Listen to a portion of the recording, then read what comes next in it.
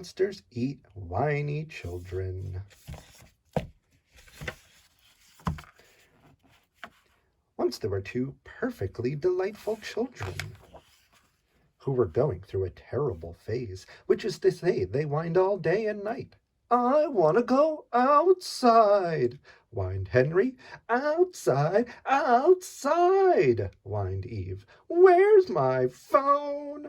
Whined Henry. No grilled cheese, whined Eve. And so on.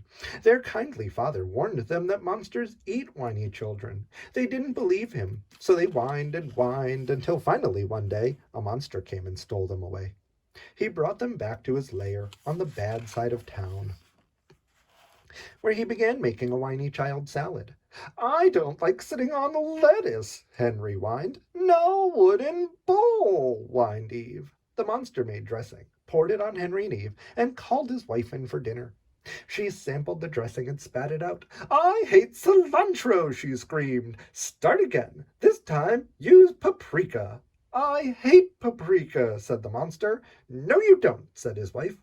Okay, he sighed.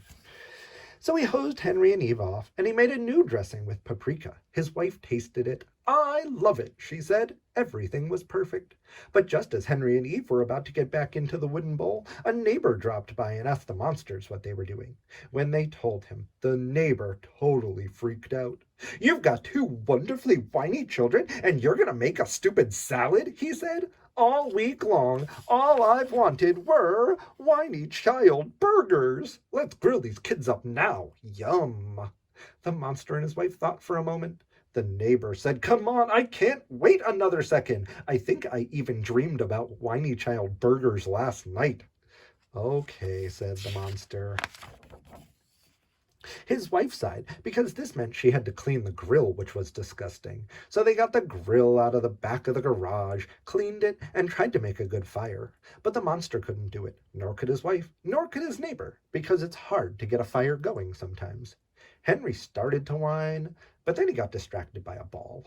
He rolled it over to Eve while the monsters were cursing at the grill. Finally, they asked the neighbor's cousin to come over, since he was good with grills. But he couldn't start the fire either, so he kicked a hole in the fence and said, you should make a whiny child cake anyways. The monster's wife said she couldn't eat sweets because her bottom was too big. Everyone told her she was crazy. Besides, I hate baking, she said. I'll do it, said the neighbor's cousin. He started to assemble the ingredients to make the cake, but there was a terrible accident, and flour spilled all over the floor. So now they couldn't make the cake. Plus, the oven had been preheating, so the kitchen was hot and everyone was sweaty. Why does everything have to be so hard? Asked the monster. Anything worth doing involves a struggle, offered the neighbor. Henry felt bad for the monster, so he rolled the ball over to him. The monster bounced it against the wall and felt a little better. Eve looked around for something to play with. She found some cars in the corner. She pushed one over to Henry, who happily made it crash into another car. We could put some rice, make a little put a little curry on them, have an Indian dish, someone suggested half-heartedly, perhaps a whiny child vindaloo. They all tried to figure out if they were in the mood for Indian food. Sometimes it's hard to figure out if you're in the mood for Indian food. As the monster's wife looked for some trucks to give Henry and Eve, she thought about the last time she ate Indian food. It hadn't agreed with her, and she wondered if it would happen again. No Indian food, she decided. What's going on here? Someone yelled in a loud nasal voice. Everyone turned to find the monster's aunt, entering angry at the world as she always was. They told her about their day and she yelled at them. For Pete's sake, she said, hitting the neighbor's cousin with some spittle because she had a saliva problem. You should just make a simple whiny child cucumber sandwich.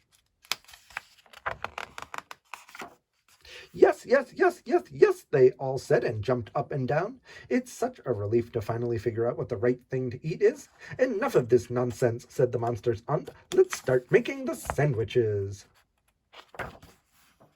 The monster went to the cupboard and found a nice loaf of healthy 12-grain bread. For Pete's sake, his aunt spat, everyone knows that you need fluffy white bread. The monster explained he hadn't eaten white bread in years, but the neighbor quickly ran next door and came back with the fluffiest white bread anyone had ever seen. Next, they had to add the whiny children, but they turned to find out that Eve and Henry had somehow escaped. So they all sat down and ate cucumber sandwiches, which, while not like the ones with whiny children, were absolutely delicious anyways. And here's the recipe.